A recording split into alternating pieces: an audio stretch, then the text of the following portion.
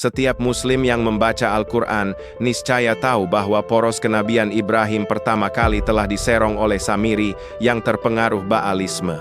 Tanak meriwayatkan ada dua peristiwa terpisah, yaitu pemberontakan Korah dan sapi tuangan, tapi kedua insiden itu sebenarnya satu peristiwa yang sama, yang disebut peristiwa Samiri.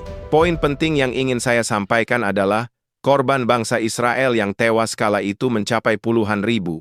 Meski Samiri binasa, tapi ajarannya terus diikuti oleh sebagian bangsa Israel sampai lahirnya kerajaan Samiria di Israel Utara setelah Nabi Sulaiman wafat.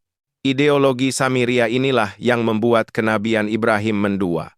Samiri bilang, Yahweh atau Tuhan yang Nabi Musa sampaikan di Taurat sebenarnya bisa dipahami dengan percaya kepada Baal.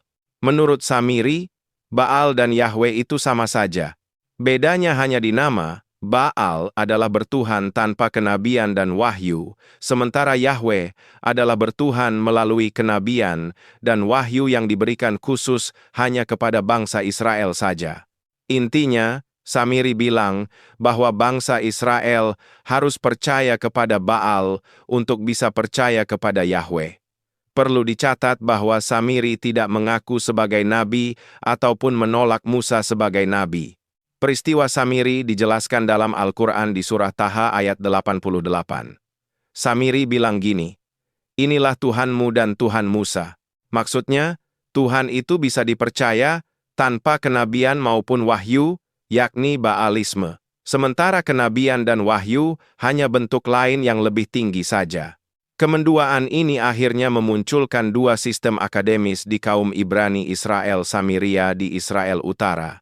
Singkatnya, Tuhan pra-kenabian dan wahyu, yakni Baal, dan Tuhan pasca kenabian dan wahyu, yakni Yahweh.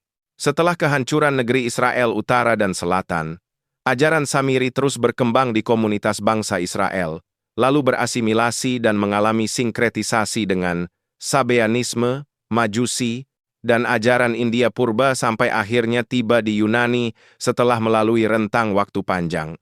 Puncaknya adalah munculnya figur-figur seperti Thales dari Miletus, Pythagoras, Sokrates, Plato sampai Aristoteles, yang menyebut diri mereka sebagai filosofos, alias filsuf atau filosof.